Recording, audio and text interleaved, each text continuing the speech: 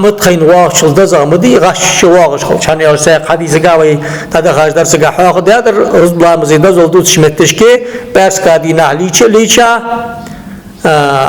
rızblamız halatsa harven gaş temboluş sabri mejdigi haven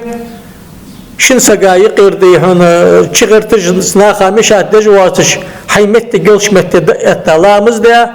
imami hutbetler dillala diha tayuqçı heciş qamalırsa deş işte mecdigir izhar vali laqın voldal halq perskad lamel daha çama geçti dedsin her subah qabuluj bu kuga